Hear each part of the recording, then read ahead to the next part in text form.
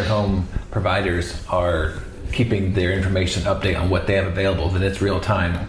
It's real time, right. And that's why we use an app, because they get 2 push notifications a week just to remind them, hey, has anything changed? Do you have any new availability? But most homes and communities have just a certain set of rooms that they have. Like a care home may have a private room and a private bath, or a shared room and a shared bath. A community might have a studio, a 1-bedroom, or a shared. So until those have been sold, it's going to be up on the platform. We have a lot of homes that are fully occupied that are invisible. So when they don't have something available, they're invisible on the platform. Once they have something coming open, they can put it out into the future in that date. So if people are looking a month out, they'll see it, and it'll self-populate and come up that day. So it's live data. And I kind of think of it as like Airbnb or MLS for senior living, because you have what's open right now. So when we go on a trip and we're going to go somewhere and we want a hotel, we're going to find that hotel. We're going to see if our day's open. We're going to see if the price meets what we need, and we can reserve it. Well, it's kind of the same thing, but it's senior living. What's open today that meets my needs? I get to go check it out. Well, I think it's interesting that you have that option to look into the future. If someone is doing respite or rehab, and they're moving back home and they have those dates in there, they can look, well, we expect that at the end of the lease or at the end of whatever time period in the month, we're going to move mom into a home. That's very cool. Right. And then that home will be able to also have that room available when that respite's over. Okay. Cool. Is there anything else? And I want to talk about some of the upcoming additions to the app, but actually, you mentioned when a facility applies through the facility app. Correct. You verify the licensure is up to date and current. Right. It's automatically, because it comes from the state. Okay. It'll automatically come from the state. Okay. Their license number. And is that as far as the verification goes on the facilities? Right, because all we're looking at is making sure that they're an actual licensed facility, and that comes from the state. So if they have their license, they're licensed with the state for assisted living or memory care. For the services they're claiming that they provide. Correct. Okay, so the results that come from the search query would be based on the needs that the individual is looking for, mm-hmm. and the needs that the homes are saying that they can provide, and it's making that match. Correct. But at the end of the day, with those search results, the person looking for the home still needs to do their due diligence. Correct. Check out the homes, check out the facilities, verify that it's all accurate and that the facility is at a level and condition that they want, the care is there. There's still some due diligence to do on the part of the individual or the family or whoever is assisting them. Absolutely, okay. Absolutely, because we provide that base information. And it even says, on the website and everything, we're not endorsing anyone. It's your due diligence to go check it out. Here's what you're looking for in the area. Here's your price range. Here's the care needs. Here's the type of room. Go check them out. Find which one's the best fit for you.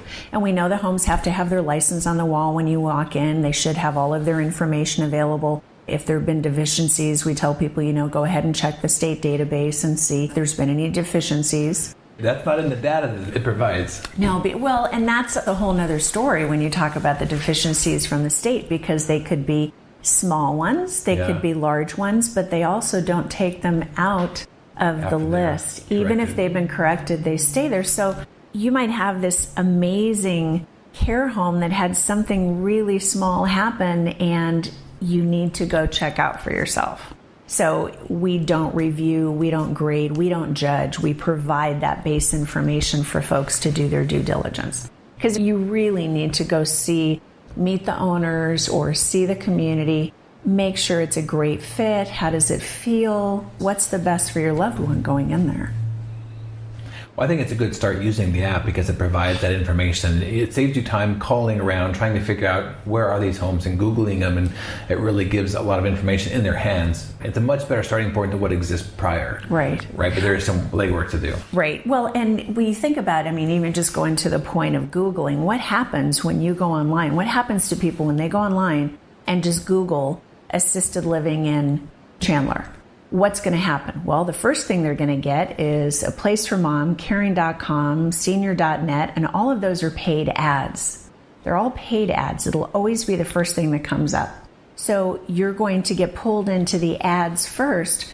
The reason that the online directories really don't work as well as they do. So number one, those are all ones that are going to have a paid referral attached to it. When you get, I call it getting sucked into the vortex of those ads online. They're going to gather your information, they're going to send it out, and you're still going to get charged that referral fee, which I don't think a lot of people realize that referral fee is attached, at least now with the laws that are there. There's disclosure on the part of the referral agents what they will charge those homes or communities for placement. So that's really important, that transparency there. But unless this visibility, especially for the homes, when you go search Google for assisted living, you're not going to see Arizona Sunset Assisted Living coming up, because anything that has to do with assisted living will come up unless you know the name of that care home or that community or that specific web directory.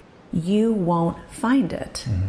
And when people start searching for assisted living for mom or assisted living for dad or memory care, everything that comes up to begin with will be these paid for ads by these large internet companies, and then some of the larger communities that are paying big money to optimize to be at the top. So you'll start seeing Brookdale, or you'll see Sunrise, some of the other ones where there's a lot of money that's being paid to be optimized. So those homes are not going to be as visible, and it's going to be very hard to find them on the internet unless you know the name. When people are looking, they don't know the names of anything. They just know they need assisted living or memory care. So it's really helping the visibility of these homes be visible in an invisible marketplace. So whether it's just optimization or someone's paying for ads through their SEO and whatever they want to do, it's tough. I think it's tough for folks to be visible in that environment.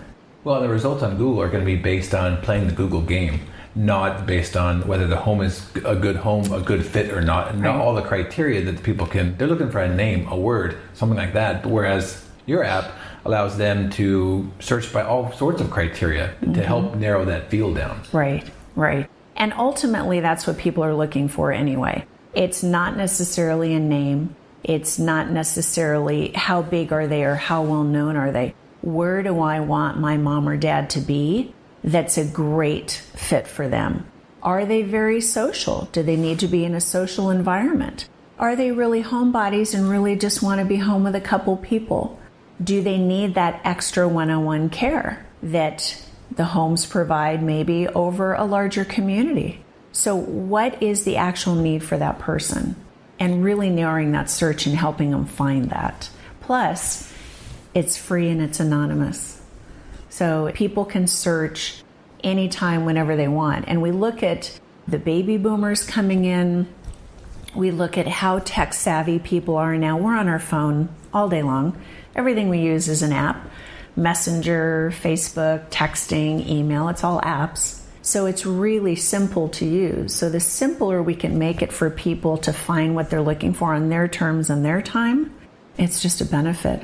So we talked about how the end user would use the app, how the referring agent or the individual who works with the senior would provide the information from the app.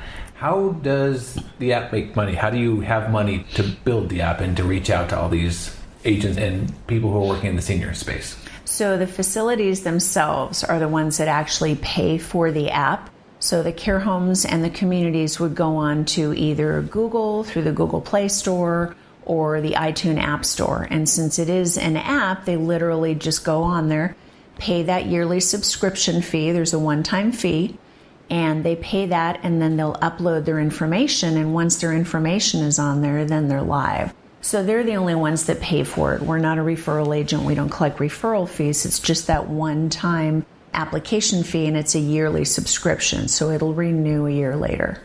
And you said as far as the people who are accessing the search, you're not collecting email addresses, names, nothing. You're just searching whatever terms you want, and you're providing that. Right. People first sign up. They'll sign up online or on their phone, and they'll put that initial information in. But every time they open that search again, they're searching anonymously. Okay. So we are not tracking who is searching a specific place. You'll show on the app how many times you've been searched, but we don't know who's searching you. And that's why it's really important. We teach the homes and the communities to really ask when that call comes in, how did you find out about us? We provide marketing materials for the homes in the communities, let everybody know, hey, you don't have to call me, you don't have to text me to find out what we have open, just look on the real-time app. But really to ask, because if someone calls and says, hey, I want to come see your room, that's $3,500, there is nowhere that anyone will ever find that information except through the real-time app. So unless someone's called you or knows you, or is a friend or family that knows you have that room open, this is the only place that you can find that live, active data of what's really available. I think that's a big benefit to someone using the app, because then they know that if you're not collecting the information, you can't sell the information. So they're not going to get called by every people, every facility that has an open bed. Hey, I saw that you're looking.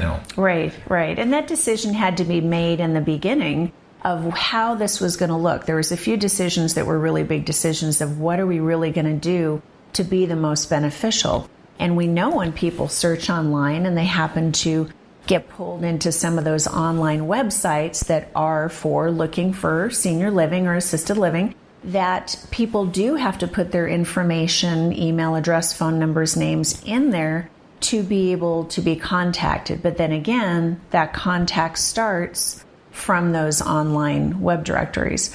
So we don't do that. We let people search on their terms and their time for what they want to find.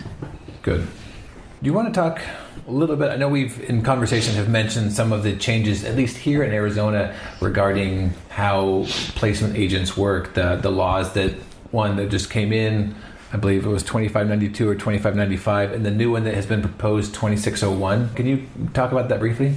Well, and I'm not completely fluent on all of the laws. I know the one that passed last year, and I think it's that 2592 or whatever the number is, where it comes into the piece of disclosure. So when online directories or that information is out there, that it's a free service to be placed. It's free to the families using that referral company, but the referral companies, like some of these online directories, charge that home or community for that placement. So it ends up coming from the home or community to pay for that placement. So it's free to the family. It's not free to that facility. They have to pay for that person for that placement fee. So some of the pieces that are going on is really that disclosure. That first law talked about having that referral company disclose to the family how much they're collecting for that placement. And there's other laws that are in the works where it really starts kind of bringing a little bit of regulation into the industry. There's some amazing referral agents, that we have here in Arizona, and we're heading into other states. We're already in California. We're heading to Colorado in the Northwest. They do a great service, great service. And like any other businesses, there's fees that are collected. But that piece of transparency needs to be there, that it really isn't a free service. It is for the family, but in the long run, that home or community do have to pay something for that referral to come in. So I think it's helpful as some of these groups, including some of our local referral agent groups like Passers, and now it's NPRA, where they're really working to have transparency and have honesty and ethics really be a part of what they're doing, because they provide a great service. And they help folks with maybe coming in from out of town from families, and there might need to be, hand-holding taken with homes and stuff. So they provide a great service. But there's a lot of people that just want to find out on their own, or like when we have hospital discharge planners or fiduciaries search on their own to find something faster for someone. So all of it works together really to help the families find the best place for them to go. And then was there, with the new one, the 2601, was there more than that? I mean, it's on their minds. The legislators, at least here in Arizona, it's on their minds. They're looking at this industry, and maybe something needs to be done. There was something that popped up, and I don't remember the numbers, but it popped up the first week or two in January, and I believe it was the House of Representatives. But there was even more criteria that they wanted to pass in regards to this industry.